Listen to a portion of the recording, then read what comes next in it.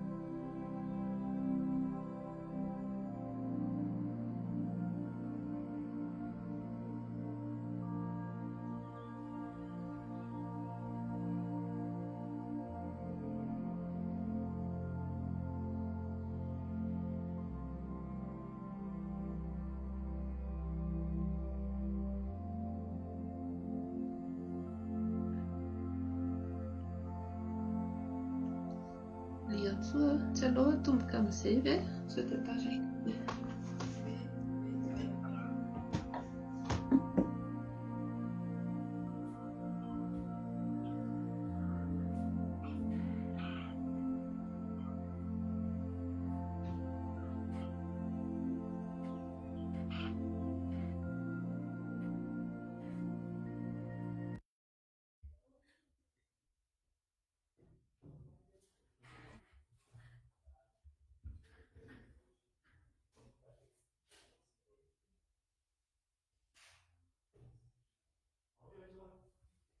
Oui, qui on peut commencer?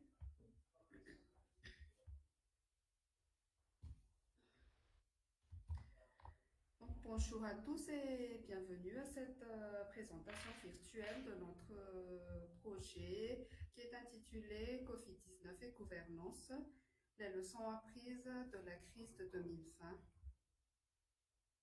D'abord, je souhaite la bienvenue à tous, à tout le monde qui est présent donc, dans ce salon virtuel.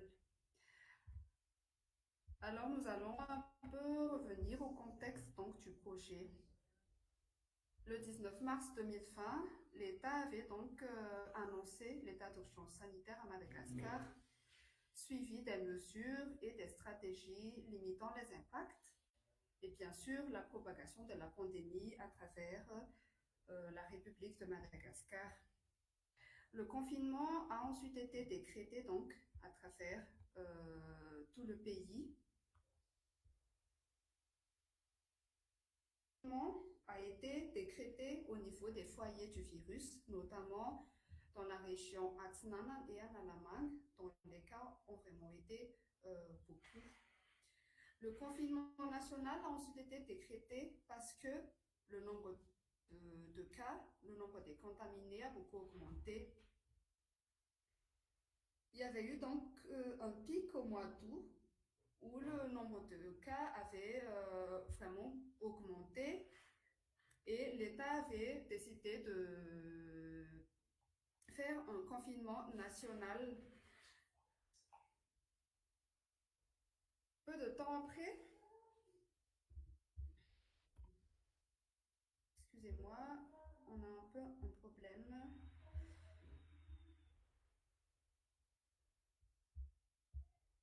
Excusez-moi, les slides n'ont pas été donc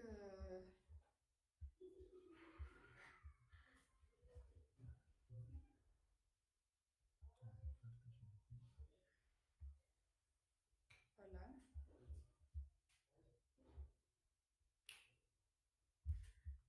Donc, face à la diminution des cas, un déconfinement progressif a été donc décrété, suivi donc des mesures pour une permission de réalisation des activités en partiel pour tous les citoyens.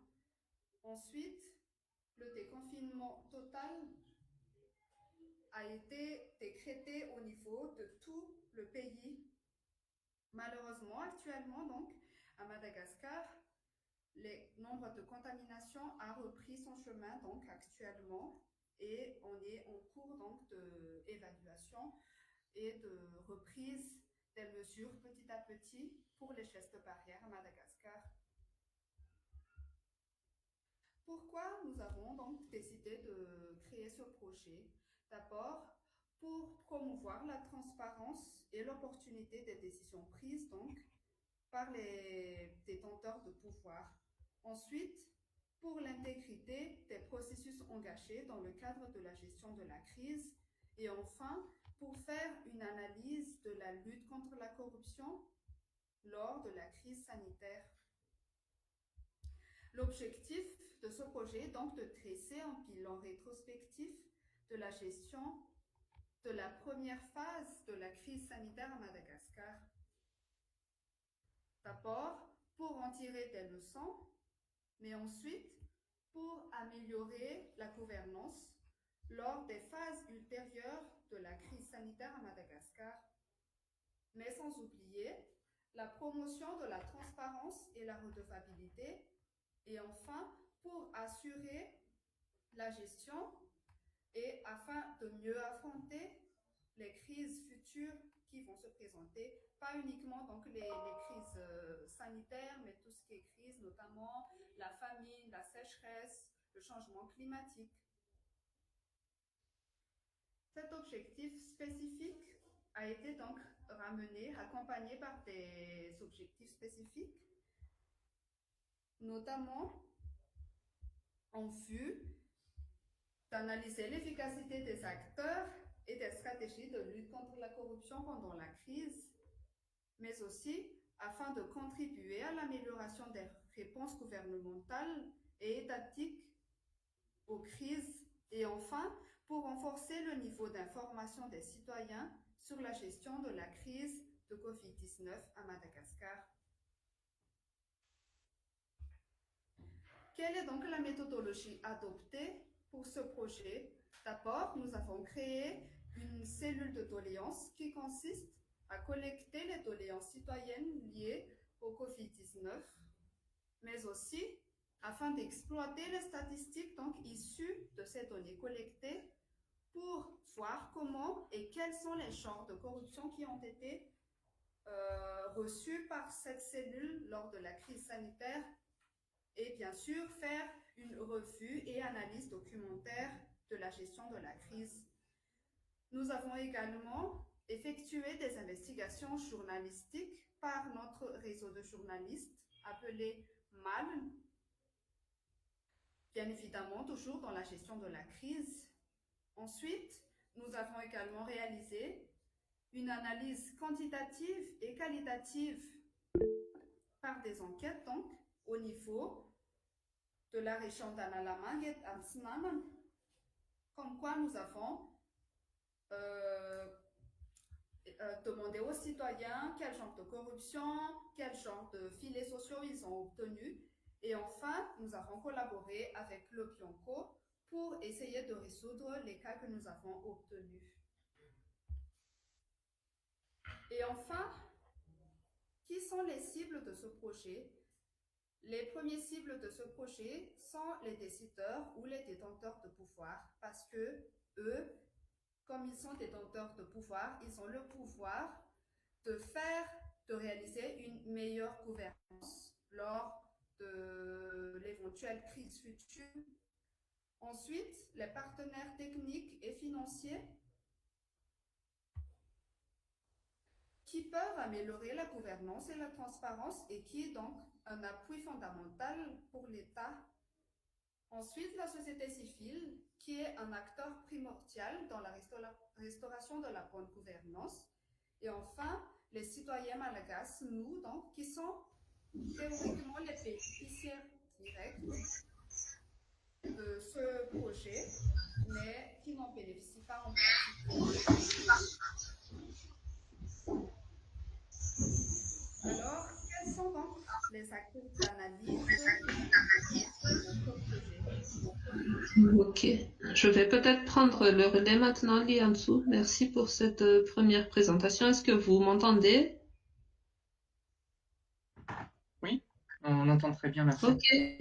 Est-ce que vous voyez les slides également, s'il vous plaît? Oui. Est-ce que Très c'est bien. possible éventuellement de mettre en place? En fait, j'ai déjà mis en plein écran, mais je ne sais pas pourquoi ça ne Ok, non, fonctionne c'est pas pas de grave, votre... c'est pas grave. D'accord. Peut-être que ça va se régulariser en cours de route, mais en tout cas, c'est déjà en plein écran chez moi. En tout cas, merci à tous d'avoir répondu à l'appel. Comme il a été dit, on avait déjà organisé une première présentation des résultats de notre recherche sur la gouvernance de la crise de Covid. Il y a à peu près 2 semaines de cela, mais suite à une demande des parties prenantes, nous faisons une nouvelle présentation, une présentation améliorée, je dirais.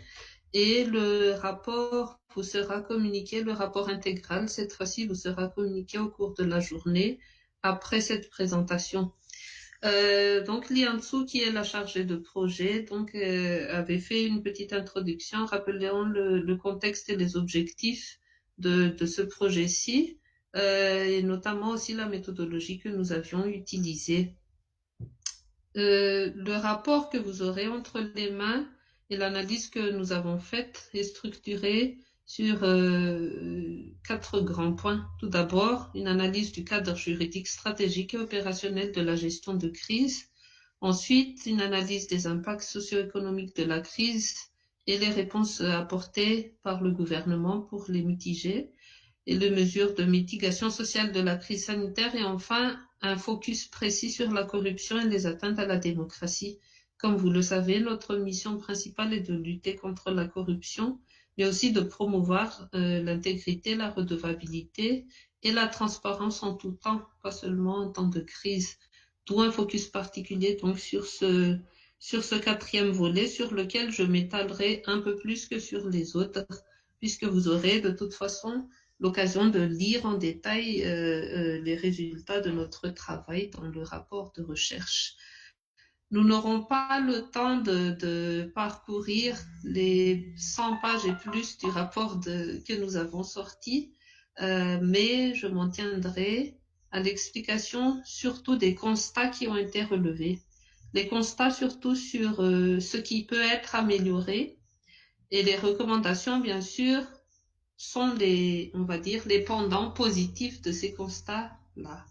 Et donc, je n'entrerai pas non plus dans le détail des recommandations parce que vous aurez l'occasion de les lire dans le rapport. Seulement, je m'étalerai sur les recommandations en termes de lutte contre la corruption. Voilà un peu comment nous allons procéder. Et puis, par la suite, nous aurons bien sûr la traditionnelle session de questions-réponses. Très bien. Quand on parle du cadre juridique de la crise, souvent on se contente d'énoncer la Constitution, les dispositions de la loi 91-011 relatives aux situations d'exception, mais tout ceci ne constitue en fait que le cadre juridique général de la crise sanitaire.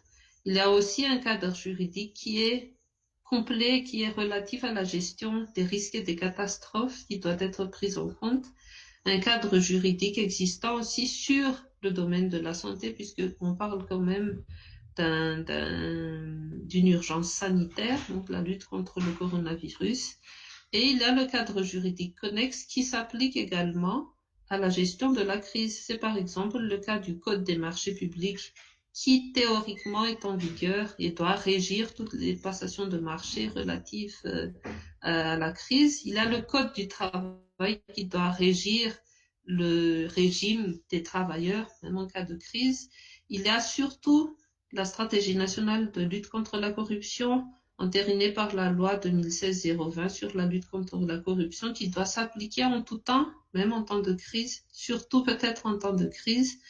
Il y a aussi le code de la communication médiatisée, par exemple, donc tout un set juridique qu'il faut garder en tête.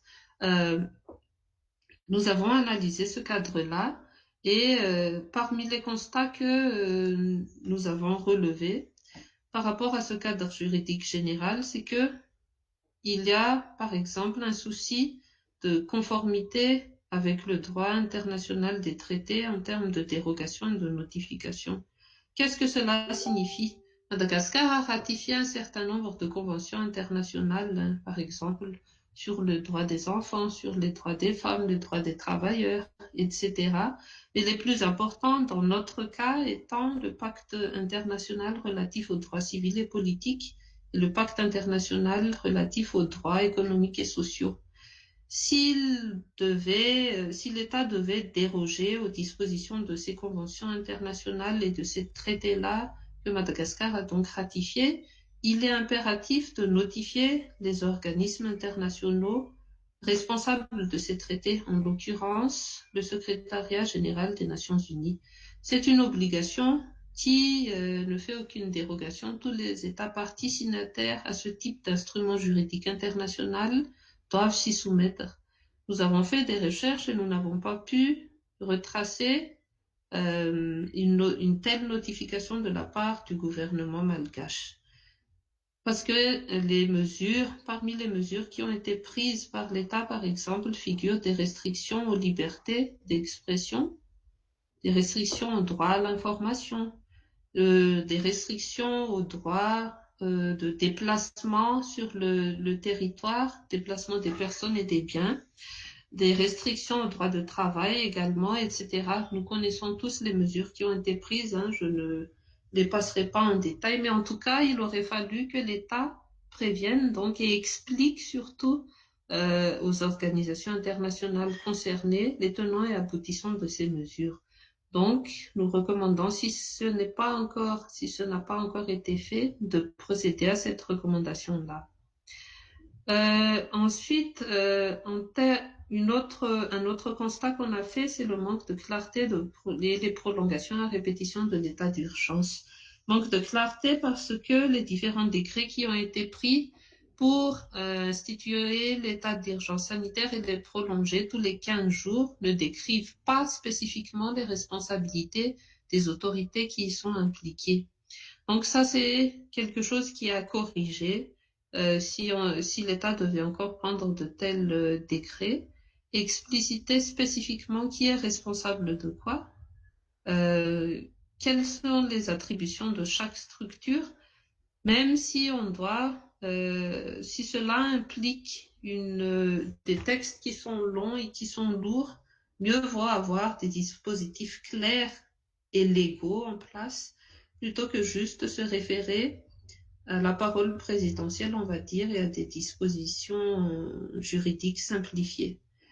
On constate aussi une obsolescence de la loi 91-011. On le sait tous, cette loi avait été passée dans un contexte particulier, sous la Première République, à la veille des événements du 10 août 91, dans un contexte de censure des médias, par exemple, dans un contexte non démocratique, mais on se réfère quand même à cette loi-là aujourd'hui, alors que le contexte a foncièrement changé. Cette loi mentionne des institutions qui n'existent plus, des dispositifs qui ne sont plus opérationnels, donc une mise à jour s'impose réellement pour les états d'urgence futurs, les situations d'exception, excusez-moi. Bien sûr, on ne souhaite pas que de telles situations se reproduisent, mais c'est pour anticiper les éventuels manquements, justement. Dans ce cadre juridique général, on constate bien sûr la non-opérationnalisation du décret 2020-725, qui est quand même l'une des chevilles ouvrières du dispositif de crise et qui consacre l'opérationnalisation du PMDU, le plan multisectoriel d'urgence.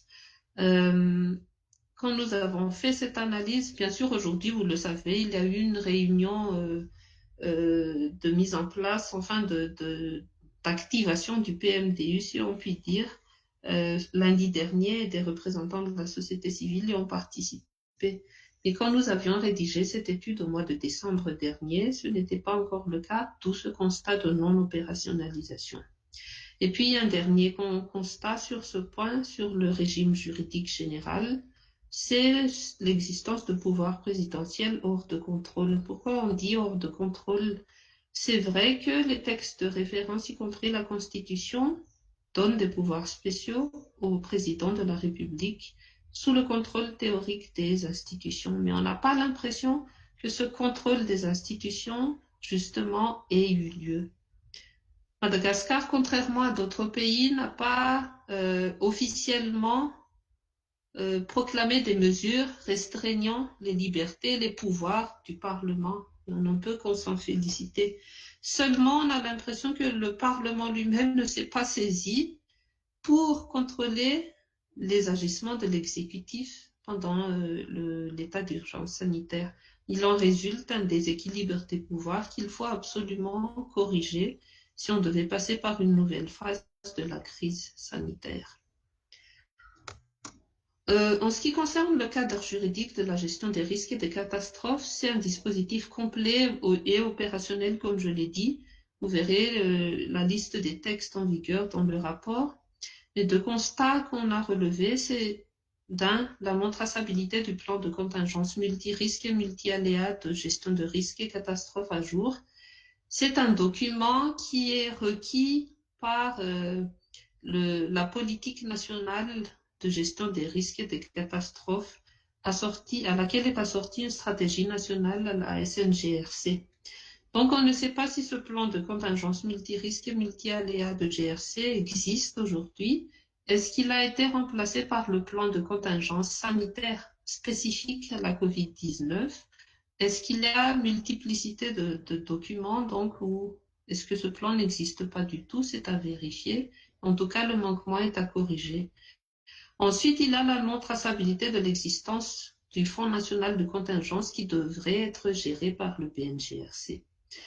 Là, en fait, c'est prévu également dans la politique nationale et la stratégie nationale de gestion des risques et des catastrophes. L'État devrait créer un fonds national de contingence pour parer à tout risque, tout aléa de toute nature. Donc, la question qu'on se pose est-ce que le fonds de riposte COVID-19 créé par le décret 2020-725, est-ce que ça se superpose au FNC? Est-ce que le FNC existe? Encore une fois, est-ce qu'il y a doublon? Ou est-ce qu'il y a parallélisme de structure? C'est quelque chose qui doit être éclairci pour éviter les confusions dans le futur. Concernant le cadre juridique et opérationnel de la santé, il y a également tout un plan, toute une batterie de textes qui sont opérationnels, régis spécifiquement par le Code de la santé publique malgache. Mais il y a des constats qu'on a relevés par rapport à ce dispositif juridique, mais aussi opérationnel donc de la santé lié à la crise sanitaire. Tout d'abord, il y a le fait que le ministère de la Santé publique ne dispose pas de fonds d'urgence propres. C'est quelque chose qui a été mentionné dans le plan de contingence sanitaire qui a été élaboré en tout début de la crise par le ministère lui-même. Donc, c'est un aveu, on va dire, de faiblesse, même si c'est une faiblesse involontaire, parce que la non-priorisation du secteur santé est un problème récurrent, un problème qu'on a de longue date. Ce n'est pas spécifique à la crise sanitaire. La santé et l'éducation figurent toujours parmi les parents pauvres du budget public malgache. Donc, la tendance n'a pas évolué au cours de la crise sanitaire. On le voit avec les priorités du PMDU, qui consacre plus de 30% des fonds aux infrastructures, alors que la santé devrait être la priorité. Donc ça, c'est un gros problème.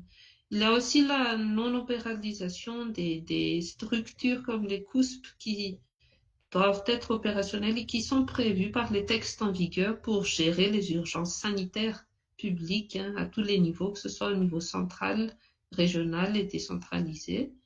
Il y a eu la création de la plateforme CovData par le gouvernement sur laquelle toutes les données accessibles, toutes les données disponibles plutôt sur la pandémie, le nombre de cas, la localisation des personnes, les mesures prises, etc. sont disponibles. Cette plateforme-là n'a pas été rendue accessible au public et aux parties prenantes. Donc, il en résulte un manque de transparence qui peut laisser place à beaucoup d'interprétations, un manque de transparence à corriger donc les prochaines fois.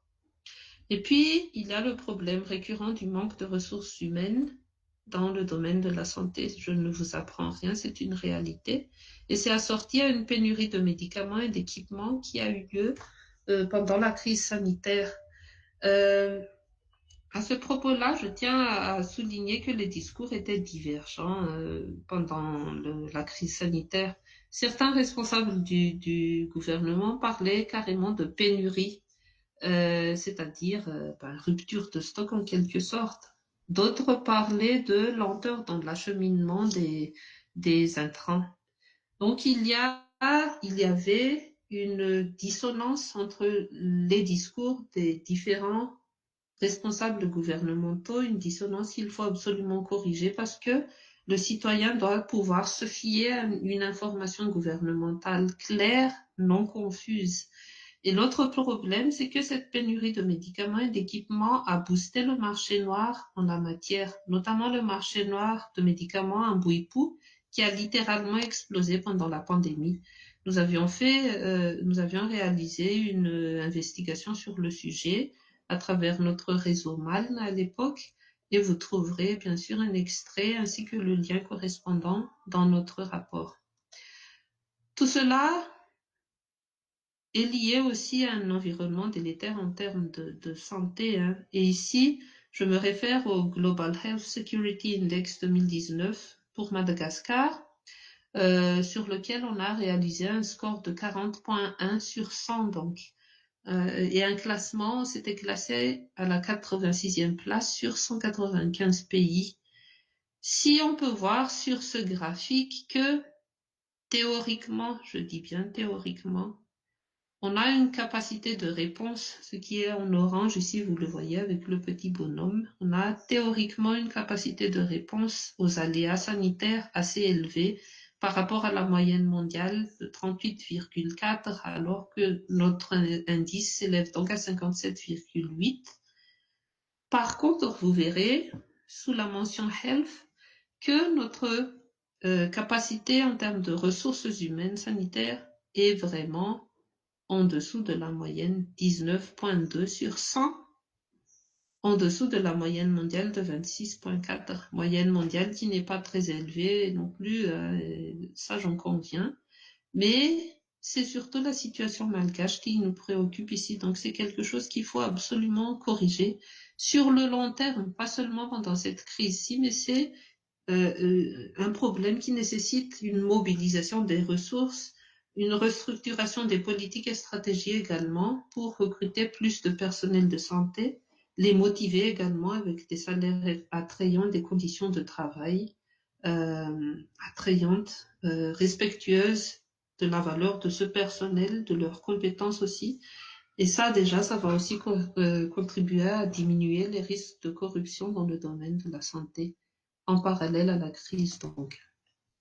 Après, on avait fait une étude sur le CCO, le CRCO et le comité Louaran, donc les dispositifs opérationnels qui avaient été mis en place sur déclaration présidentielle dès l'instauration de l'état d'urgence sanitaire. Donc, pas de texte spécifique instituant ces structures-là.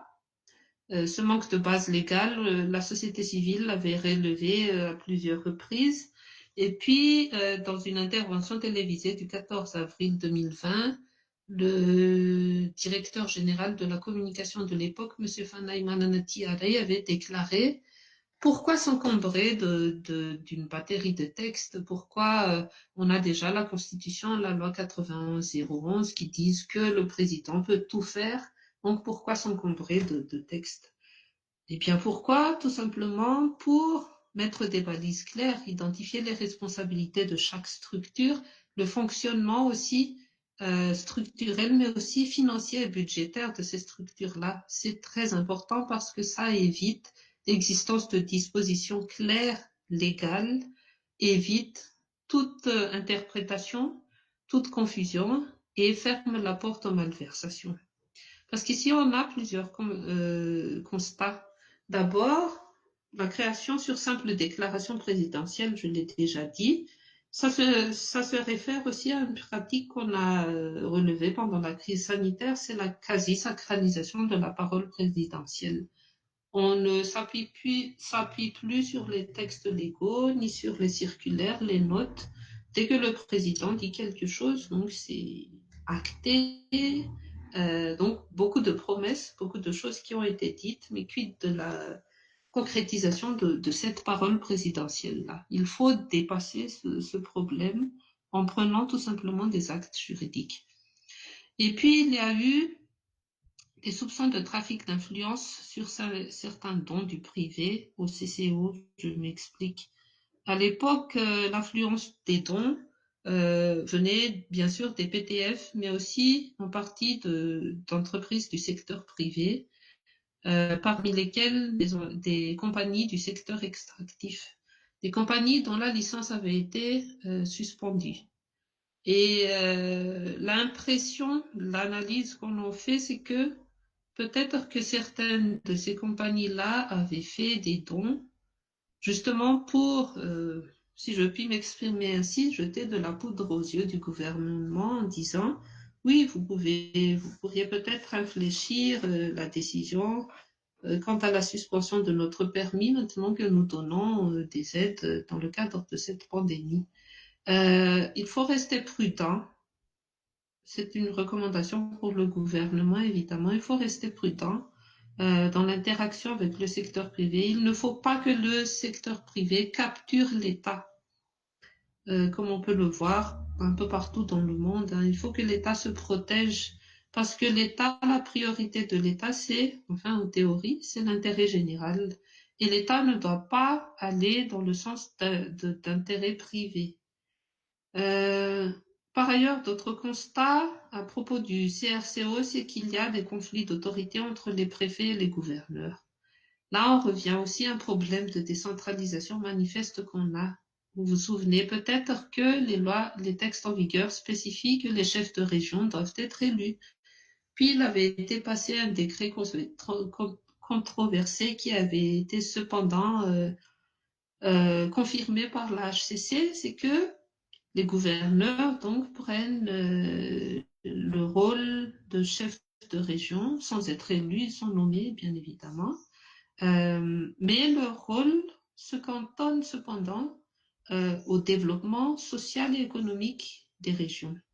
Tandis que pour les préfets, ce qu'ils gèrent, c'est vraiment la vie de la région en termes, enfin des districts, en termes administratifs et logiquement, donc, le CRCO, d'après notre analyse, devrait être placé sous l'autorité du préfet. Le gouverneur, théoriquement, pourrait se placer en appui s'il le veut, etc. Mais cette, on va dire, conduite bicéphale du CRCO provoque des frictions entre ces différentes autorités, des frictions qui ne facilitent pas la gestion de crise. Autre constat, l'allègement des procédures de passation de marché public, ça s'était généralisé, on va dire, lors de la crise sanitaire, allègement en faveur de l'urgence, enfin sous prétexte de l'urgence, mais même pour des marchés qui ne correspondent pas à l'état d'urgence sanitaire. On avait par exemple relevé un marché relatif à la réfection des 9e et 10e étages de l'EDBM. Et puis on se demande, est-ce que c'est un marché lié à l'urgence sanitaire? Pourtant, les procédures ont été allégées. En faveur de qui? En faveur de quoi? Beaucoup de questions. Après, il y a un problème de manque d'intégrité de certains responsables qui ont donné lieu à des conflits d'intérêts. Je ne vous rappellerai plus les détails de l'affaire des écrans plats, mais c'est quelque chose qu'il faut absolument éviter dans le futur, tout simplement en respectant la loi, en respectant le code des marchés publics, même en temps de crise, en privilégiant aussi la passation électronique des marchés comme ça se fait ailleurs, par exemple. Et puis, il y a le fonctionnement flou des comités Luaran.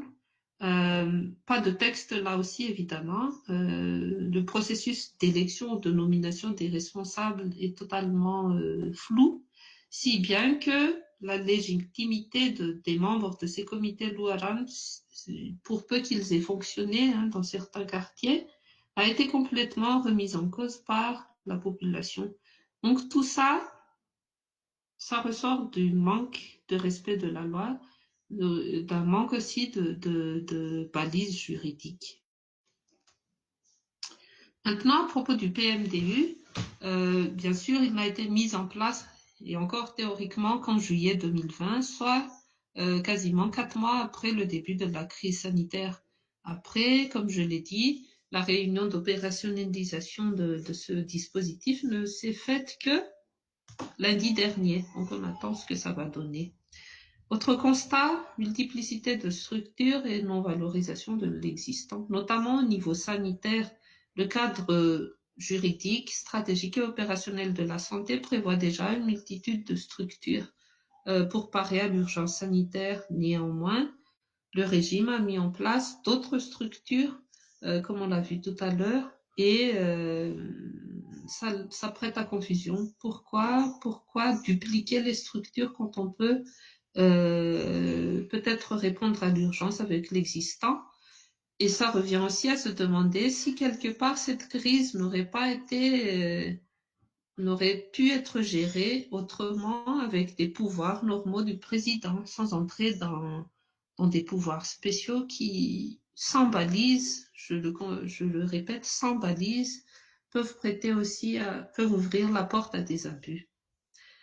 À propos du PMDU toujours, on constate dans les priorités financières que justement ces priorités vont à la réalisation d'infrastructures, se référant au VLDRAN du président de la République. Or, à notre connaissance, le PMDU, comme son nom l'indique, c'est un plan de mitigation d'urgence. L'urgence était sanitaire ici, pas infrastructurelle.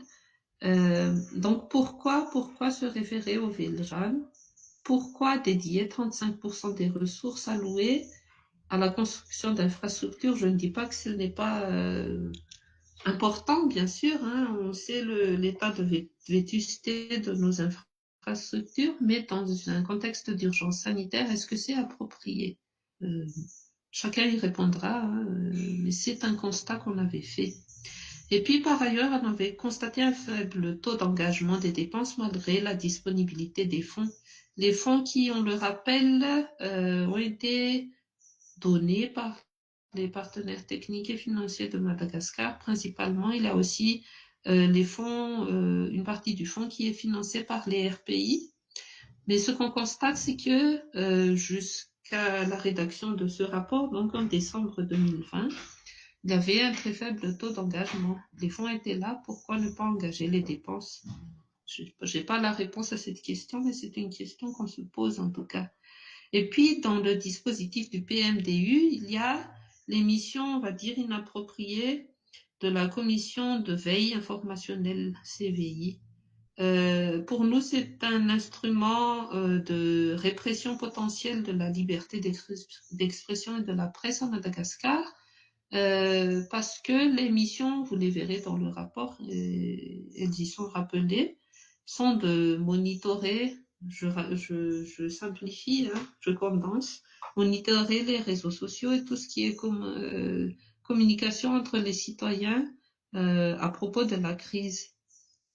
Et en lien peut-être avec cette CVI, il y a la note du 24 mars du DG de la communication qui interdisait tout ce qui est émission radiophonique intégrant des appels directs des citoyens, et puis demandant aussi, enfin posant une restriction auprès de tous les médias quant à la diffusion des informations officielles seulement sur le Covid-19, donc pas d'informations alternatives. Une unicité d'information qui avait été justifiée par le ministère de la Communication et de la Culture à l'époque par le fait de donner un seul bloc, une seule sorte d'information au public pour qu'il n'y ait pas de désinformation, etc., auquel le raisonnement semble logique. Cependant, qu'est-ce qui nous garantit que l'information officielle est totalement vraie? C'est un dilemme, hein, je n'insinue rien, mais on peut quand même se poser la question, et quid de la liberté des médias? Donc il faut réformer, à notre avis, les missions de cette CVI dans le futur. Maintenant qu'on opérationnalise le PMDU, c'est peut-être le moment d'y réfléchir. Maintenant, on entre dans la réponse aux demandes du secteur privé, des travailleurs.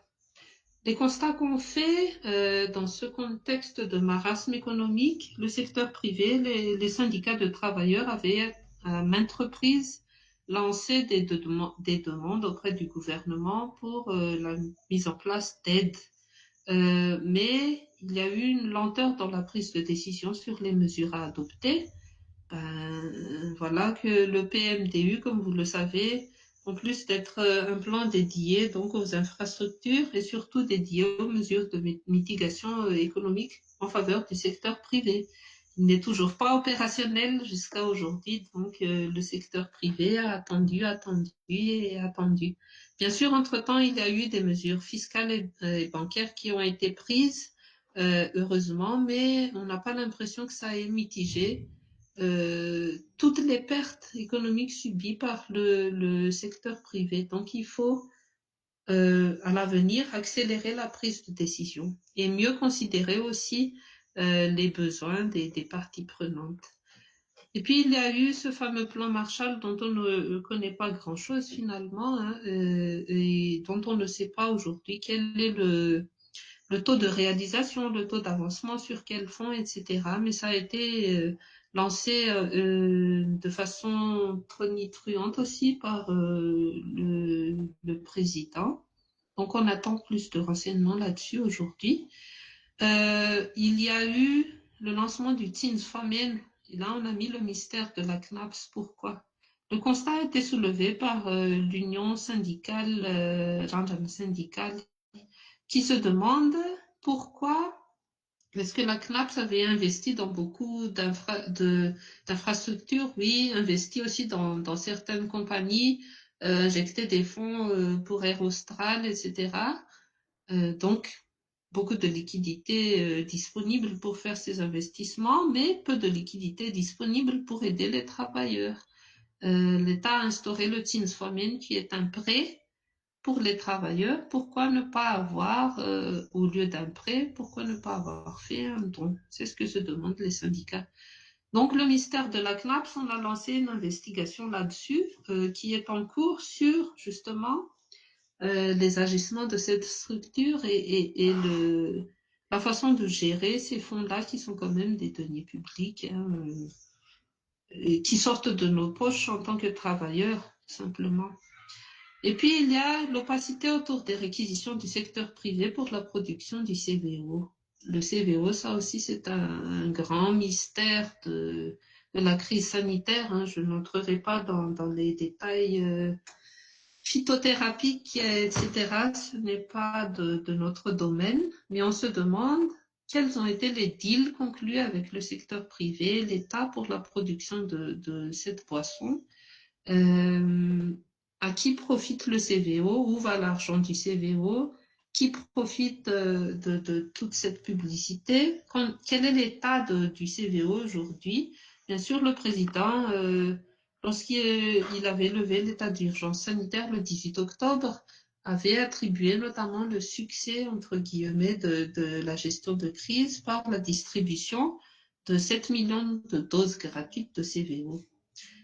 Ok, mais pour quel coût et encore une fois, dans quelles conditions? Parce qu'on a eu vent de difficultés des entreprises impliquées dans la production du CVO à rentrer dans le frais par la suite. Elles auraient été réquisitionnées dans quelles conditions? Donc, il faut faire la lumière autour du CVO. C'est vraiment impératif. C'est quelque chose que la société civile avait réclamé pendant l'urgence sanitaire. Jusqu'à aujourd'hui, on n'a pas toutes les réponses. Donc, ce serait bien d'y donner suite.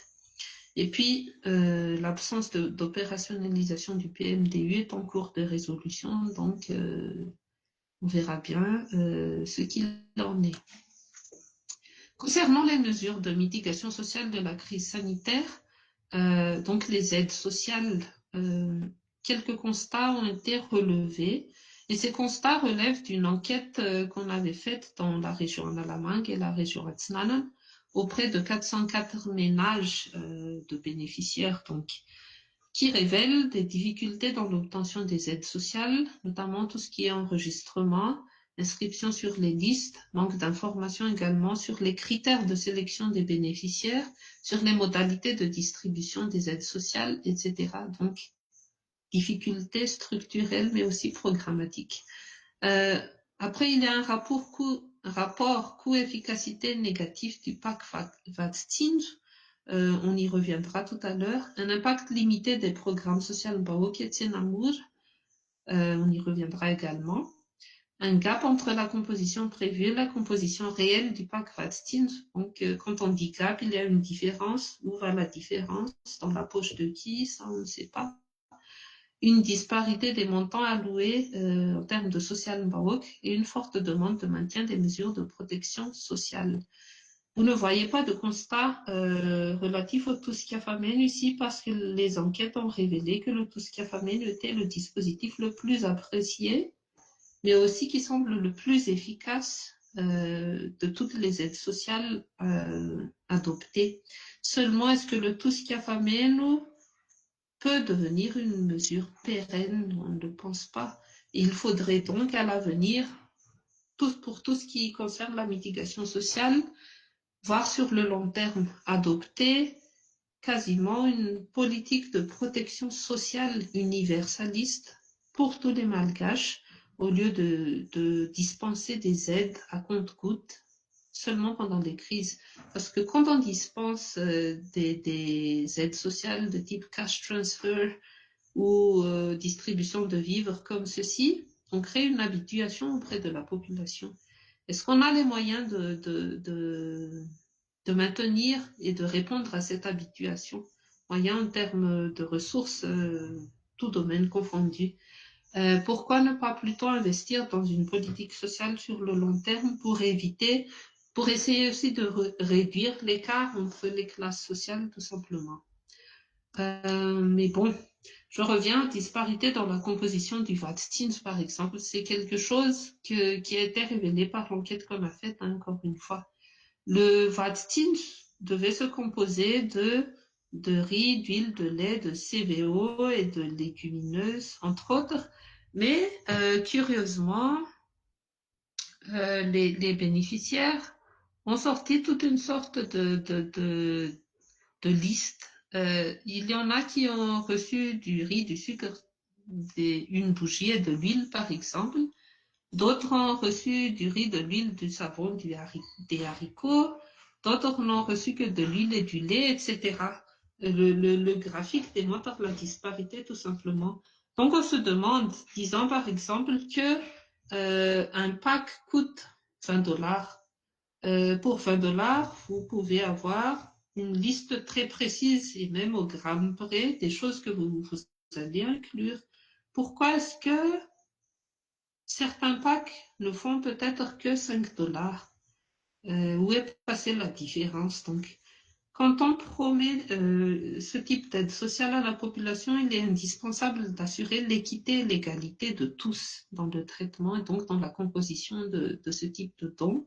Donc c'est aussi quelque chose qu'il faut corriger à l'avenir si on veut répliquer ce système-là. Pareil pour le social Mbawok. On enregistre des disparités dans la région Nalamangue et Atsinanana parce que certains ménages ont eu un social Mbawok de 30 000 ADR, d'autres révèlent qu'ils ont eu 100 000 ADR. On ne sait pas si les bénéficiaires ont confondu le Tuskiafamen avec le social Mbawok, mais c'est ce qui est ressorti ici de cette enquête. On a des disparités. Et puis, si on suppose, c'est une parole présidentielle que je cite ici, hein, tous les ménages sans exception bénéficieront du social Mbawok. On a la référence dans le rapport. Si on suppose que le programme social Mbawok avait été effectif dans toutes les régions auprès de tous les ménages, ce qui n'a pas été le cas, donc pour une population totale de 27 249 564, chaque habitant aurait donc bénéficié de 0,73 $, ce qui est quand même moins de la moitié du seuil de pauvreté d'1,90 $ par jour. Donc on se demande, est-ce que c'est pertinent de donner ce type d'aide, déjà qui n'est pas donné à tout le monde tel qu'il a été promis? Est-ce que c'est pertinent de, encore une fois, habituer la population qui a déjà certes des difficultés à ce type de mesures au compte-gouttes? C'est vraiment une réflexion fondamentale qu'on aimerait initier ici, hein, au-delà de la simple mesure du social Mbawok. Réflexion sur le long terme. Quoi qu'il en soit, quand on regarde le taux de satisfaction par rapport aux aides sociales, ça résulte d'une enquête qu'on a fait pour un autre projet de TI qui s'appelle Aramas, et on le fait avec le PNUD et le PBF. On avait sondé la satisfaction des bénéficiaires donc dans 3 régions. On se rend compte que le Tsinsfamen, vous le voyez tout en rouge ici en bas, est le dispositif qui suscite le plus d'insatisfaction auprès des bénéficiaires. Si on cumule les 37 et les 5%, ça fait 42% d'insatisfaits. Après, en termes de mesures, distribution du Tuskiafamen Vaccine Social Mbawok, c'est la 3e ligne. Vous voyez, peu d'insatisfaction, plutôt beaucoup de satisfaction. Si on cumule les 44 et les 42%, ça fait 86% de taux de satisfaction. Donc, c'est un bon point pour le régime, bien sûr. Et encore une fois, un bon point sur le court terme. Quid du long terme? Et puis, il y a l'instauration des Tsenamour sur lesquels on ne connaît pas grand-chose finalement, si ce n'est que c'est une sorte de réplique des Tsena de la même sorte qui avait eu lieu sous la Première République, comme les Tsakmour, peut-être des avatars du Tsak Pop. Mais ici, encore une fois, le public est aussi satisfait, bien sûr. Le public, dans l'état de dénuement dans lequel il se trouve, ne peut qu'être satisfait de recevoir quelque chose, des dons en nature ou du cash transfer ou autre chose. Mais il faut voir, encore une fois, sur le long terme, malgré la majorité de ces voyants qui sont au vert, il faut voir au-delà et assurer une protection sociale sur le long terme pour la population. Après, on avait parlé d'une forte demande pour le maintien des aides sociales, résultat peut-être de l'habituation qui a été instaurée. Donc, 54,7% des 404 ménages qu'on avait interrogés jugent utile la poursuite du déploiement des mesures de protection sociale. Donc, encore une fois, réfléchir sur le long terme. ils ont émis des suggestions d'amélioration si ces mesures doivent être prolongées. Et les mesures les plus répétées dans les régions Nalamangue et Atznanan, vous le voyez, c'est de bien organiser la distribution. 72% des personnes enquêtées à Atznanan et 62% à Tana l'ont répété.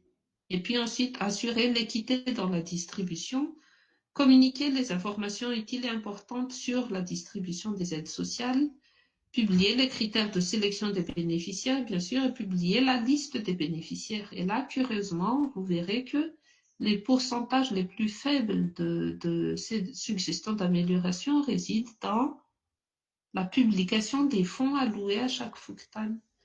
Pourquoi est-ce que le public ne s'intéresse pas à la publication des fonds alloués à chaque Fuktan? Ça, c'est une question que nous-mêmes on s'est posée. Hein. Nous aurions pensé que ce serait une information qui intéresse le public, mais apparemment non. C'est peut-être à cause du manque de transparence, juste. C'est la culture ambiante de manque de transparence. Puisque le gouvernement ne donne pas l'exemple, les citoyens qui aussi ont, je vais dire, d'autres préoccupations en tête ne s'y intéressent pas non plus. Mais c'est quelque chose qu'il faut corriger parce que la base de la transparence, c'est juste la publication de chaque information pertinente. Donc, c'est un point d'amélioration. Maintenant, on va entrer dans la phase corruption. Celle qui nous intéresse le plus, on va dire. C'est aussi une transition qui est faite entre les analyses précédentes, qui sont plutôt des analyses juridiques, structurelles, opérationnelles également de la gestion de crise, à une phase vraiment dédiée à la gouvernance, à l'intégrité, à la lutte contre la corruption. Donc, sur la base des mêmes enquêtes que j'ai mentionnées tout à l'heure, 27% des enquêtés ont rapporté des faits de corruption dans la distribution des aides sociales et avec une typologie qu'on a pu établir dans des régions Nalamangue et Atznanan de 5 comportements de corruption. Donc, le népotisme est le type de corruption le plus usité, on va dire, 63 cas sur 109. Suivi par le détournement de filets sociaux par les responsables de la distribution au niveau des Fuktan, surtout 34 cas sur 109. Et ensuite, abus de pouvoir, favoritisme et enrichissement illicite. Ça a été relevé par les bénéficiaires. Après, on se dit que c'est surtout le manque de communication lié à la grande détresse des bénéficiaires qui favorise ce type de pratique corruptive. Mais malheureusement, seulement 19% des victimes de corruption ont fait quelque chose, ont entrepris des actions pour y répondre. La plupart, la majorité, donc des 19% qu'on mentionne là, 78% des 19% dans la région Atznalan ont porté des plaintes et des réclamations auprès des autorités locales et des Fuktan, 27% pour Nalamangue. Après, l'autre action qu'ils ont entreprise, c'est le partage d'informations aux journalistes sur Facebook ou lors des rassemblements publics. Troisième type de mesures prises, ce sont les grèves et les manifestations. Et plus rarement, il y a eu le rapportage de ces faits de corruption au niveau des réunions communautaires avec une demande de restructuration des comités Louaran. Donc, peu d'actions, mais aussi peu d'actions dirigées vers les responsables institutionnels liés à la corruption, comme le Bianco. Une analyse globalement, donc, qu'est-ce qu'on peut tirer de tout ceci? Dans le rapport, vous verrez une analyse détaillée des facteurs de corruption pendant la crise et des risques de corruption relevés aussi. Je ne les ai pas retranscrits ici parce que c'est trop long, trop lourd, mais j'aimerais que vous le lisiez dans le rapport. Néanmoins, les constats généraux qu'on a faits, c'est que la lutte contre la corruption a été totalement négligée durant la crise sanitaire. D'abord, il y a l'inexistence d'une stratégie spécifique de lutte contre la corruption dédiée à l'urgence sanitaire. Ok, vous me direz que nous avons la SNLCC, que la SNLCC s'applique en tout temps, d'accord. Mais l'étude des facteurs d'accélération de la corruption en temps de crise suggère quand même qu'il faut une stratégie de réponse à la corruption en temps de crise. Et le système anticorruption aurait dû être consulté, impliqué systématiquement dans toutes les prises de décision opérationnelles et autres dans la gestion de crise, mais ça n'a pas été le cas. On a eu la confirmation lors d'un focus group qu'on a organisé avec le système anticorruption. Ils n'ont pas du tout été consultés. Donc on se dit que le SAC a été marginalisé.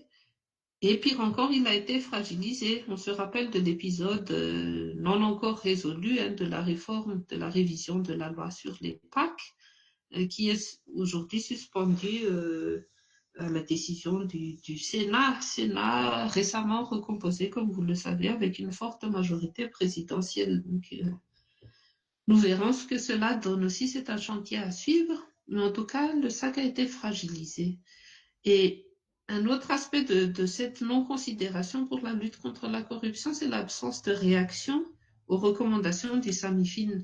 Des recommandations qui sont liées aux risques identifiés par le SAMIFIN et qu'il avait communiqué au gouvernement au début de crise, vers le mois de mai. Des recommandations aussi basées sur les orientations à l'international données par le GAFI, le groupe d'action financière. Et on le voit, il y a des risques comme l'usurpation d'identité des fonctionnaires, la contrefaçon et l'escroquerie, les risques liés à la cybercriminalité, les levées de fonds en faveur de fausses associations caritatives, ce sont des risques réels en temps de crise, par exemple. Rapatriement, injection des fonds d'origine criminelle, fuite de capitaux, etc. Donc, le SAMIFIN avait adressé tout un set de recommandations au gouvernement. Pas d'accusé de réception ni quoi que ce soit, dit le SAMIFIN. Donc, est-ce que le pouvoir a fermé les yeux, a mis dans un tiroir ces recommandations? Est-ce qu'il les a appliquées? Dans quelle mesure? On aimerait bien le savoir. Mais en tout cas, c'est quelque chose qu'il faut corriger dans des phases ultérieures de la crise, s'il y en a, espérons que non. Parce que tous ces risques-là favorisent aussi la corruption, donc il faut absolument les mitiger. Et puis on a relevé des atteintes contre la démocratie pendant la crise sanitaire. Les limitations aux libertés fondamentales, comme on l'avait déjà dit tout à l'heure, la persécution des lanceurs d'alerte et une culture de l'omerta. Vous vous souvenez, lors de l'épisode des écrans plats du CCO, la priorité semblait plutôt être de trouver qui avait lancé l'alerte et pourquoi, dans quelles conditions, plutôt que de se concentrer sur le conflit d'intérêts lui-même. C'est quelque chose qui est systématique chez nous très récemment aussi, même si c'est pas en lien direct avec la crise sanitaire, c'est un cas qu'il faut relever. On a eu cet article produit par Le Monde qui révélait toute la machinerie occulte qu'il y a derrière le secteur du litchi, monopolisé par certaines personnes. Et là encore, c'est le lanceur d'alerte qui a été inquiété, pas les auteurs du monopole. Bien sûr qu'ils sont bien couverts par leur protection politique. C'est quelque chose qu'il faut casser absolument et qu'il faut changer à Madagascar. Il faut une politique, une loi de protection des lanceurs d'alerte, parce qu'on ne pourra pas lutter efficacement contre la corruption si on ne laisse pas les gens lancer l'alerte et si on ne les protège pas. Comment est-ce qu'on veut les encourager à parler, à dénoncer les malversations? Autre constat en termes de menaces contre la démocratie, c'est la restriction de l'espace civique et les attaques contre la société civile. Vers le mois d'octobre 2020, la ministre de la Communication et de la Culture avait publiquement vilipendé la société civile en disant « Mais pour qui se prend la société civile? Est-ce qu'elle cherche à se substituer aux institutions? Pourquoi demander tout le temps la transparence, etc. » Et on avait riposté par nous, TI, isolément, mais on est tout un consortium, en réexpliquant patiemment au gouvernement ce qu'est la société civile, quels sont ses rôles de watchdog, mais pas seulement, force d'interpellation, et pourquoi on agit ainsi c'est pour l'intérêt général, tout simplement. Si on pose des questions, c'est pour une amélioration du contexte général et des mesures prises. Ce n'est pas dans une volonté de chercher la petite bête tout le temps ou d'entraver l'action gouvernementale, loin de là. Mais ce type de comportement, de réaction, démontre bien cette restriction de l'espace civique. Ce n'est pas seulement à Madagascar que ça se passe, c'est une tendance mondiale sous le Covid-19. Donc, il faut faire attention là aussi. Et puis, il y a la faiblesse des contre-pouvoirs institutionnels. Quels sont ces contre-pouvoirs? Bien sûr, celui du Parlement en premier lieu, qui doit mettre le haut là aux éventuelles dérives de l'exécutif. Il y a aussi toutes les institutions de contrôle financier et autres qui doivent être plus réactifs. Sinon, la démocratie, qui est déjà, je ne sais pas quel est l'état de notre démocratie, à chacun d'y répondre, mais là, cette démocratie-là est en péril. Maintenant, j'aimerais vous partager les résultats enfin le classement de l'indice Pandem 2020. Donc Pandem, c'est Pandemic Violations of Democratic Standards Index, un index qui est produit, qui a été créé spécifiquement pendant la pandémie par la VDEM Institute Varieties of Democracy Institute de l'Université de Gothenburg en Suède. Donc, cet indice cherche à mesurer les violations aux standards démocratiques perpétrées par les pays pendant la crise de Covid-19, principalement du mois de mars à octobre, si je ne m'abuse, qu'ils ont découpé en 3 portions, donc 3 trimestres, plutôt peut-être de mars à décembre. Et vous voyez sur cette carte le classement des différents pays en vert, les pays où il n'y a pas eu de violation. En vert clair, où il y aurait eu des petites violations. En rose saumon, peut-être, des pays où il y aurait plus de violations. Et en orange, des pays où il y a eu le plus de violations, des violations majeures des standards démocratiques. Donc, nous, on se classe dans la catégorie du rose saumon avec des violations aux standards démocratiques inférieures à 0,35 sur un score de 1. Donc, des violations certes importantes, mais considérées comme correctibles, si je puis dire.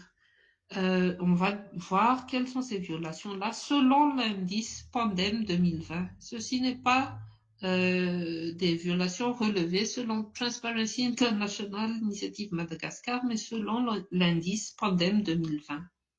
Donc, vous voyez sur ce graphique-là les types de violations qui peuvent être relevées. Est-ce que les mesures prises sont discriminatoires? Pandem considère, dans le cas de Madagascar, donc je commente, Pandem considère que non, pas eu de violation de ce côté-là. Est-ce que le pays a dérogé à des droits indérogeables des droits humains s'entend? Donc Pandem dit qu'il n'y a pas eu de violation. Est-ce qu'il a eu abusive enforcement? Ça veut dire le recours à des forces, à des violences policières par exemple, ou armées dans la mise en œuvre des mesures restrictives. Là, Pandem relève des violations mineures. Est-ce que l'urgence sanitaire a été limitée dans le temps? Pandem dit que oui, et c'est une réalité, on l'a bien vu. Ça a été limité dans chaque décret à 15 jours renouvelé X fois. Est-ce que des limitations ont été posées au pouvoir législatif? Pandem dit que non, et c'est vrai. Madagascar fait partie de ces pays, heureusement, où aucune disposition légale n'a été prise pour restreindre l'action du Parlement. Official disinformation by the government. Là, par contre, on enregistre des violations. Ça veut dire que Pandem considère que le gouvernement s'est adonné à de la désinformation. J'expliquerai ça tout à l'heure. Et enfin, le plus de violations, des violations majeures, ont été enregistrées en termes de restriction de la liberté des médias. Ok, qu'est-ce que cela signifie? Sur les 3 types de violations révélés par Pandem, tout d'abord, il y a les restrictions à la liberté de presse et des médias. Ce sont les plus importantes, vous vous en souvenez. On a eu l'emprisonnement d'une journaliste du journal Nivalsou. Après, la gestion de cet emprisonnement-là, de cette arrestation-là par le gouvernement a été quelque peu bizarre parce que si vous vous en souvenez, là, je me réfère encore à cette intervention télévisée du DG de la communication de l'époque sur la TV+, qui disait « Cette personne n'est pas une journaliste, c'est une speakerine, une présentatrice d'émission, donc elle a été inquiétée en tant que citoyenne, pas en tant que journaliste. » Mais dans la même intervention télévisée, il dit, et je cite, enfin c'est une traduction libre puisqu'il s'est exprimé en malgache, mais il avait dit « On ne peut pas tolérer que des organisations de la société civile fassent tout de suite appel à des organismes internationaux tels qu'Amnesty International pour nous condamner, alors qu'on n'a inquiété qu'un seul journaliste et pas tous les journalistes. » Donc, est-ce qu'il s'agissait d'une journaliste ou non, finalement? Juste une anecdote peut-être, mais pour vous dire que nous faisons face à des problèmes, certains des problèmes graves, pour tout ce qui relève de la liberté de la presse et des médias à Madagascar. C'est une situation qui n'est pas nouvelle et qui à chaque fois semble être minimisée par les pouvoirs successifs, hein, pas seulement par ce régime-ci, ni pas seulement pendant la période de crise, mais c'est un risque récurrent envers la démocratie. Et puis, Pandem relève aussi la réquisition des médias et l'interdiction d'appels citoyens sur les radios. Concrètement, donc, ces mesures-là auraient dû être levées le 18 octobre avec la levée de l'urgence sanitaire. Mais il y a 2 semaines, nous étions en mission à Fort-Dauphin. On était passé par une station communautaire locale et les mesures sont toujours affichées en gros dans le box de la radio. Et les techniciens pensent qu'elles sont toujours en vigueur parce que le gouvernement n'a pas officiellement communiqué sur la levée de ces mesures, de cette restriction, de cette note datant du 24 mars du DG de la communication. Donc ça, il faut le corriger rapidement aussi parce que il y a une véritable restriction de la liberté d'expression de la population. Maintenant, à propos de la désinformation gouvernementale relevée par Pandem, Pandem, et ça, ici encore, je cite, vous aurez les détails dans le rapport, Pandem pense que le gouvernement a continué à promouvoir le CVO contre les directives de l'OMS et donc a fait de la désinformation auprès de sa propre population.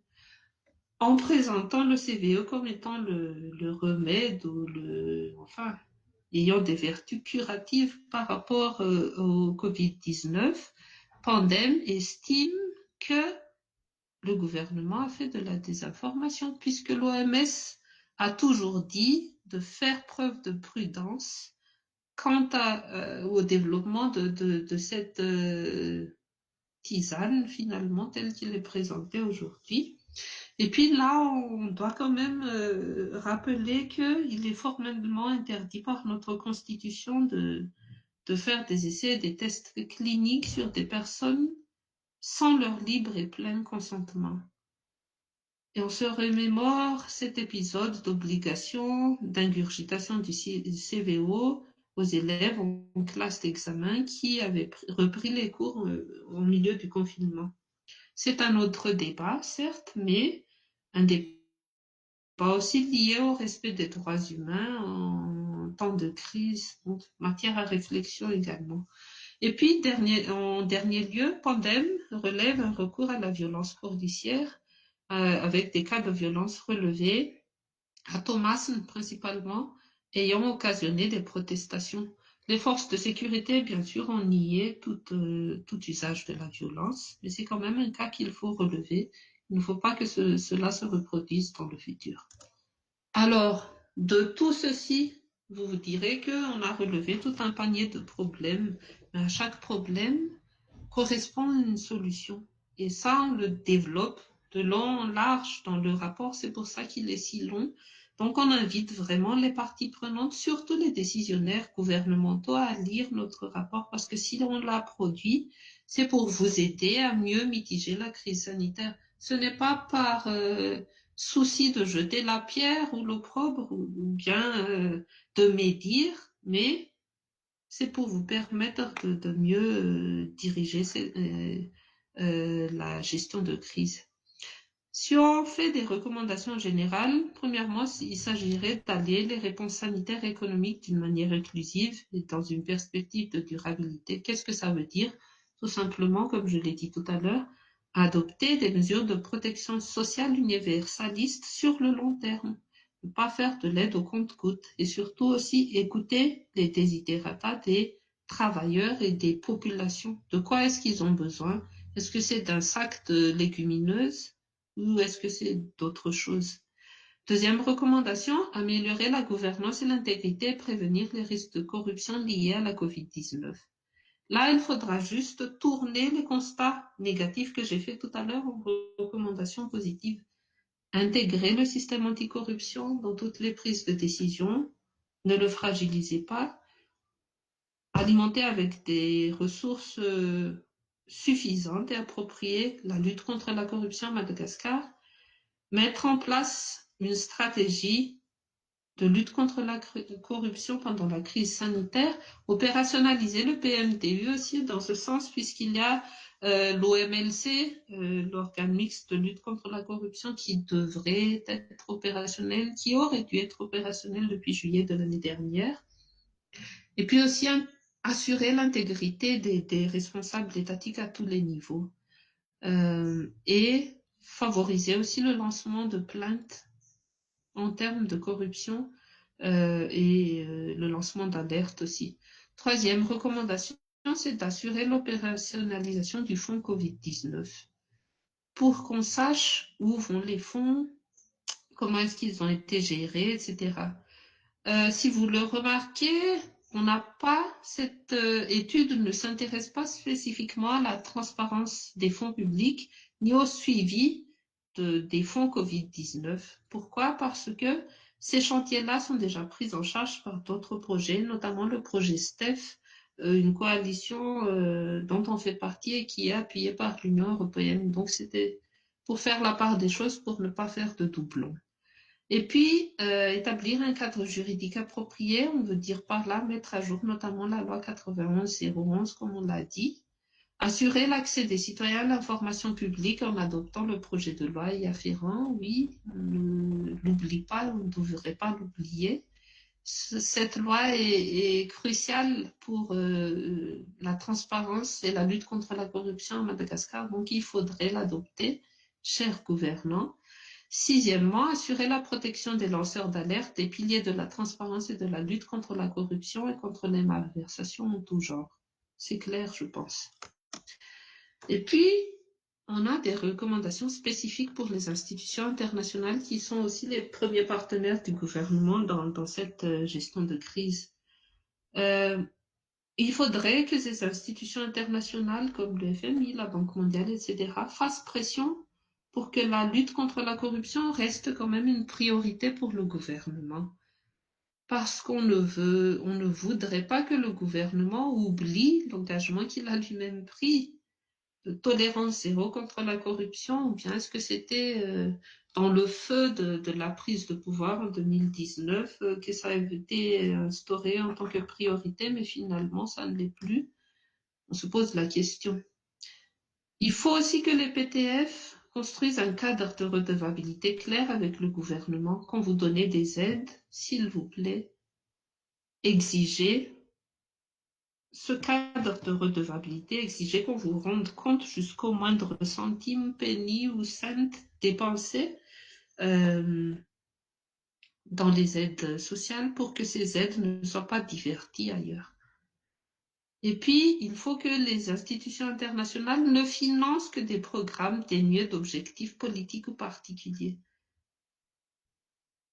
Le président, l'État a son... Je ne dis pas que le président, c'est l'État, mais le président a son programme, les VELRAN, inséré, intégré dans le PGE, et maintenant dans le PEM, le plan émergence Madagascar, ok, mais c'est donc à l'État de financer ces projets-là qui ont des objectifs politiques, la réélection, évidemment, après.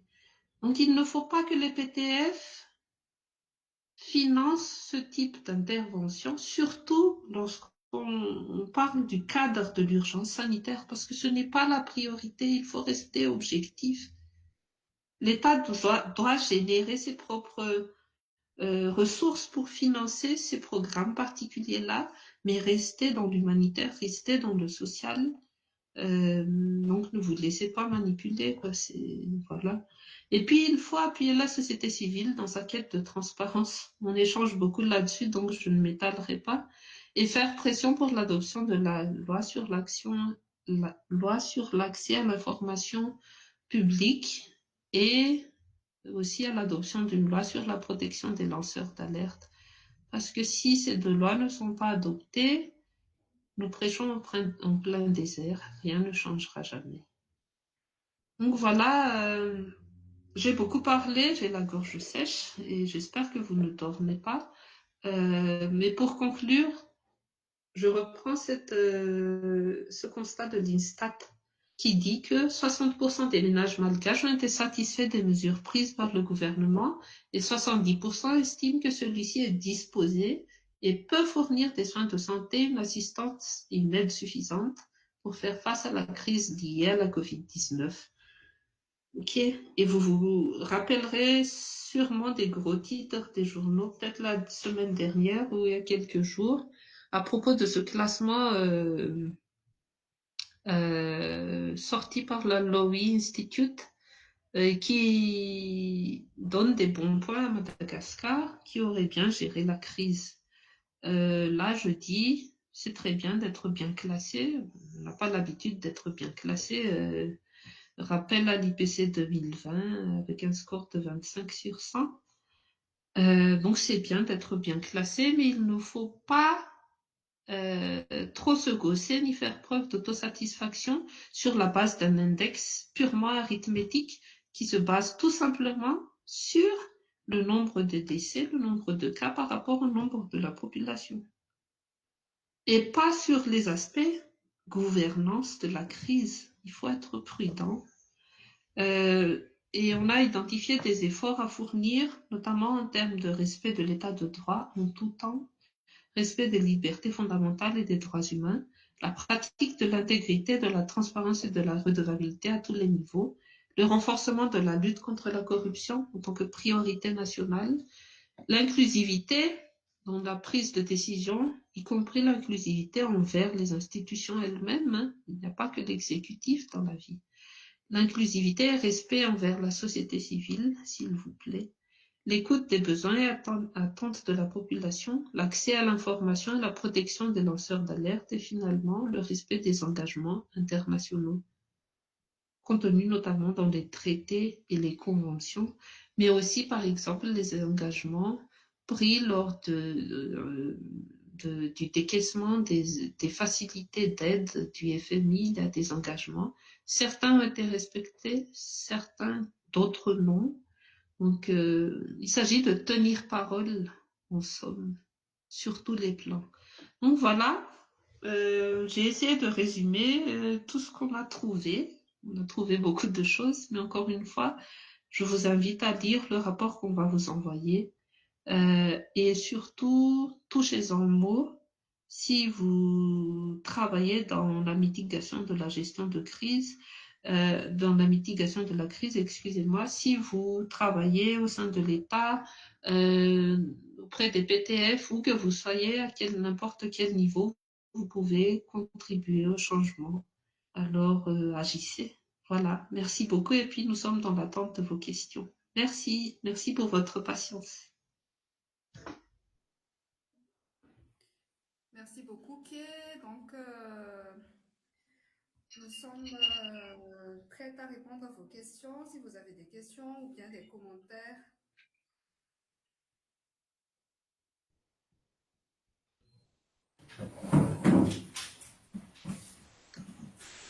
Oui, Monsieur Brice Lejean. Oui.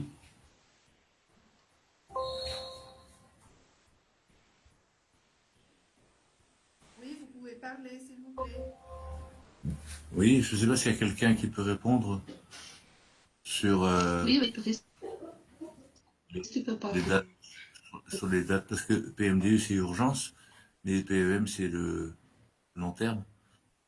On a entendu dire que le PM ne sortirait qu'au mois de juin. Est-ce que c'est vrai?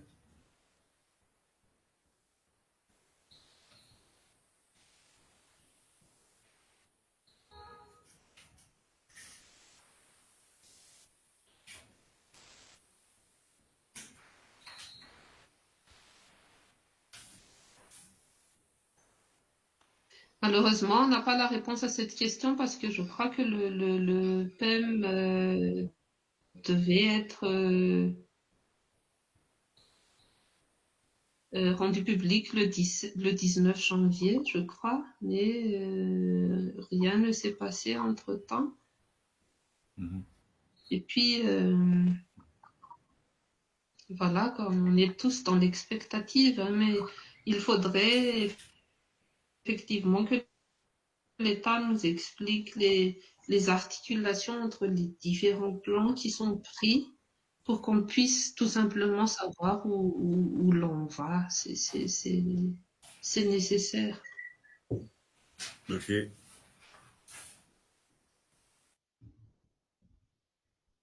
Merci beaucoup, Monsieur Brice. D'autres questions, d'autres réactions? Notre impression générale sur le travail. Bonjour tout le monde, est-ce que vous m'entendez? Oui. Oui, on vous entend, monsieur. Je suis de l'ambassade des États-Unis. Je suis le Mhm. Economic Assistant des États-Unis. J'aimerais avoir quelques remarques. Non, pas des remarques, mais je Oui, voudrais avoir beaucoup plus de précision de votre sur ce que vous avez dit que les bailleurs ne doivent pas financer uniquement des progrès atténués d'objectifs politiques ou particuliers.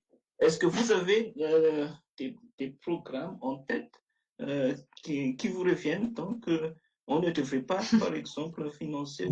Est-ce que vous avez des exemples? d'accord. Ok. En fait, il s'agit d'une recommandation qui est issue par Transparency International au niveau global, pas seulement par nous, qui identifie par exemple des programmes financés par les PTF et qui ne profitent qu'à une propagande politique du parti au pouvoir, disons-le. En fait, dans les faits, les PTF partent toujours d'une bonne intention en général, hein, mais sont indirectement floués par les régimes en place. Je ne parle pas spécifiquement seulement de Madagascar, encore une fois, mais d'une tendance à l'international, parce que derrière l'agenda, on va dire, de l'urgence sanitaire se cachent d'autres agendas plus politiques. Dans notre cas précis, on parle du PMDU, qui est un plan de mitigation d'urgence. Mais c'est comme un, je dirais, un sage macabre, je ne sais pas comment on dit ça en français. C'est un package qui en cache d'autres, un agenda global, donc l'urgence sanitaire qui en cache d'autres. Et ces autres agendas-là, ce sont les vélanes du président. Ce sont qui sont fondamentalement, c'était basé sur un plan de campagne, c'était son programme de campagne, si vous vous en rappelez. Et ça a donc une connotation politique certaine. Et les PTF ne doivent pas financer des programmes politiques à proprement parler. Je ne parle pas de politique publique ici, mais de politique politicienne. Donc il faut cesser ce genre de piège, on va dire, qu'il faut éviter. Ok, merci beaucoup. En fait, Monsieur, d'autres questions? Bonjour, est-ce qu'on peut intervenir? Oui, oui, DG, vous pouvez. Bon, mais merci. D'abord, je tiens à féliciter le TIE pour ce travail de fond très pertinent et très nécessaire en ce qui concerne donc la gestion transparente des fonds de Covid. En fait, je me permets d'intervenir dans le sens que vous n'êtes pas sans savoir que Madagascar vient d'être réélu au Conseil consultatif de l'Union africaine sur la corruption. Et c'est dans ce sens que je voudrais intervenir pour vous faire part de ce que l'Union africaine envisage dans les États africains pour essayer de maîtriser cette problématique de la transparence de la gestion des fonds Covid. Est-ce que vous savez que dès le début de la pandémie, l'Union africaine, à travers le Centre africain de contrôle et de prévention des maladies, qu'on appelle des CDC, a déjà mis en place une stratégie continentale commune et des directives communes pour permettre aux États africains de faire face à la pandémie.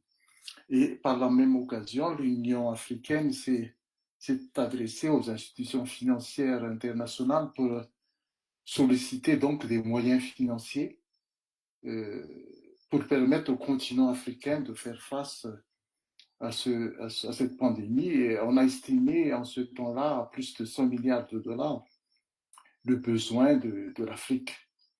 Et par rapport à cette requête, l'Union africaine a aussi s'est engagée plutôt envers les payeurs de fonds de mettre en place des mécanismes de contrôle de suivi devant limiter toute forme d'abus, de détournement ou autre par les États bénéficiaires de ces fonds Covid.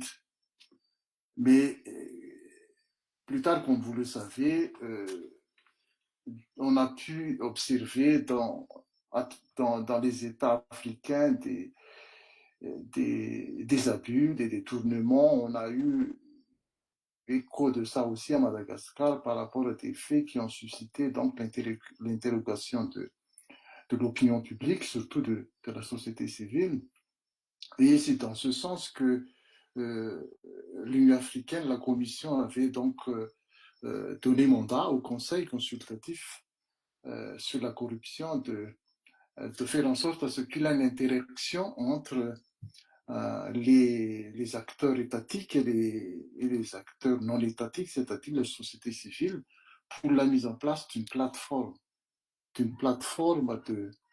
de suivi et de contrôle de la gestion de fonds Covid. Et c'est dans ce sens que le Conseil a donc essayé de contacter l'Agence nationale anticorruption dans les États membres, surtout ceux qui ont signé la Convention de l'Union africaine, de faire en sorte à ce que cette plateforme soit vraiment constituée et que mette en place une stratégie pour avoir les données d'abord, être en possession des données, d'avoir aussi des informations sur l'utilisation des fonds et de faire en sorte à ce que sur terrain, il y a vraiment des contrôles et des suivis parce que vous le savez, des États ont donné des informations sur les fonds obtenus, c'est bien. Ils ont aussi donné des informations sur la manière dont ils ont utilisé, ça aussi c'est bien. Mais est-ce qu'on est allé jusqu'en bas? C'est-à-dire, est-ce qu'on a vérifié si effectivement les bénéficiaires ont pu vraiment avoir les fonds qui leur sont destinés? Vous avez là tout à l'heure, dans le cadre de vos enquêtes, que vous avez démontré que on est encore loin de la perfection par rapport à ce suivi sur terrain, sur les fonds, sur l'utilisation concrète des fonds. Donc là où je voulais en venir, c'est que par rapport à ce travail qui a été fait, et je crois que c'est une avancée, surtout notamment sur les recommandations qui vont pouvoir être mises en œuvre, est-ce qu'on ne devrait pas avancer beaucoup plus et essayer de travailler, parce que vous savez, lorsque la société civile, avec sa bonne volonté, sa détermination, ses moyens aussi, pour essayer de parfaire les choses, à ce qu'il y ait vraiment une bonne gouvernance dans la gestion, semble avoir des difficultés lorsqu'il y a une réticence, lorsqu'il y a une réticence de la part des autres acteurs. Donc, moi, je pense que il y a un travail de fond qui est très important qu'on devrait faire, un travail d'approche pour qu'on puisse mettre en place donc une collaboration dans le cadre d'une structure, d'une plateforme entre la société civile, les acteurs non étatiques et les acteurs étatiques, entre autres l'Agence nationale de la lutte contre la corruption, qui a déjà donc cette mission de prévenir d'abord les détournements, les abus de fonction, la corruption, par rapport à cette initiative de mettre en place une plateforme, de faire cette prévention, d'éduquer aussi la population, parce que vous l'avez souligné tout à l'heure, Madame la directrice, que les citoyens ne sont pas intéressés sur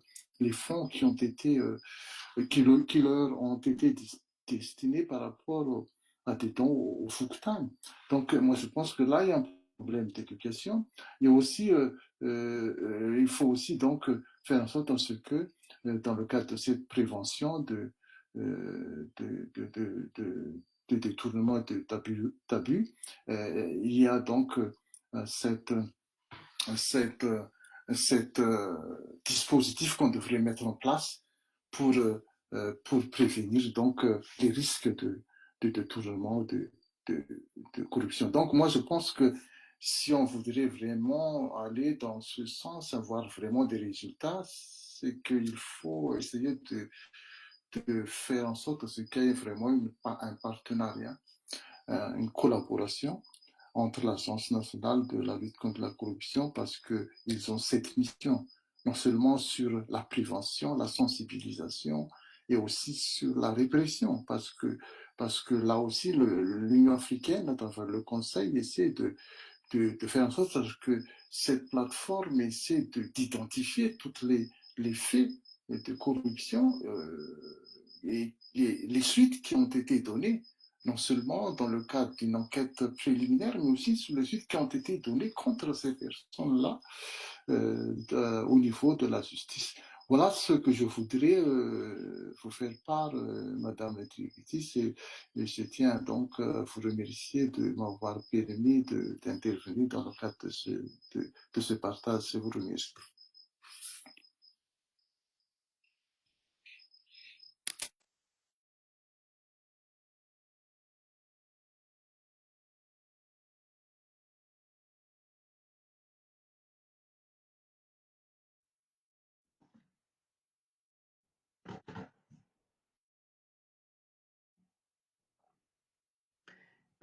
Bonjour à tous, c'est Lante Rafilbert.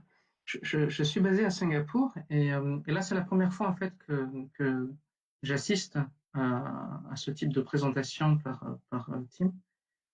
Et c'est vraiment très impressionnant, c'est vraiment très complet et je suis vraiment ravi déjà d'avoir eu accès à ce type de présentation, surtout quand ça parle de Madagascar.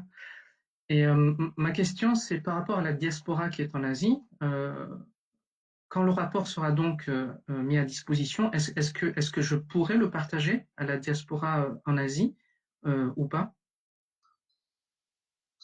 Merci infiniment, Monsieur le DG. Puis, félicitations pour votre réélection, puisque c'est vous qui nous représentez au sein du Conseil.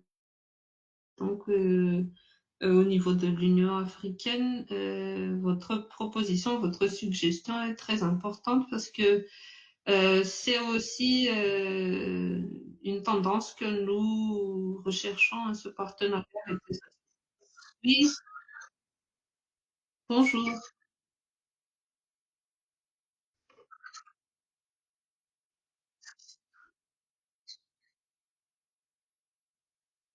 Mhm.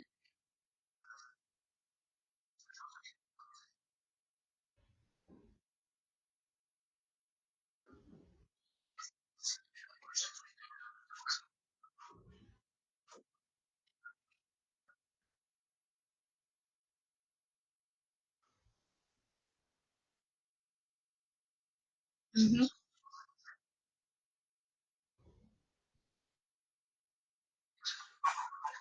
Oui, bien sûr.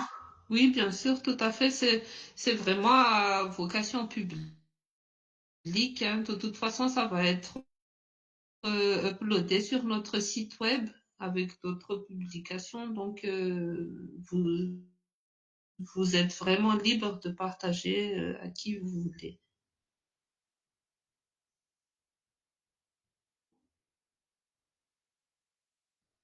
Merci beaucoup.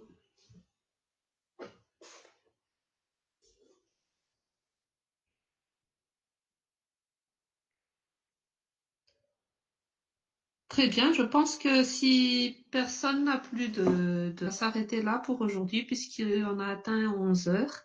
Merci beaucoup, merci infiniment d'avoir fait preuve de patience, d'avoir répondu à notre œuvre le rapport dans le cours de la journée, que vous pourrez en faire parce qu'il s'agit de quelque chose qui s'envole à nouveau à Madagascar, qui aille aussi non seulement pour tous les efforts de communication et de dissémination des résultats pour les Facebook. Donc, toujours en faveur de la transparence, de l'intégrité de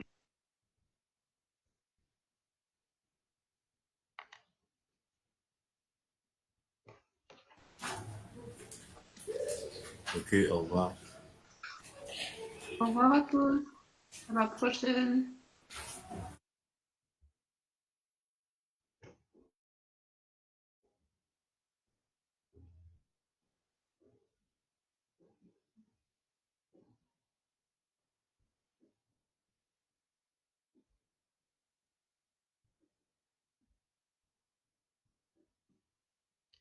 Telasaku Liantu. Ok, c'est noté pour l'adresse, monsieur.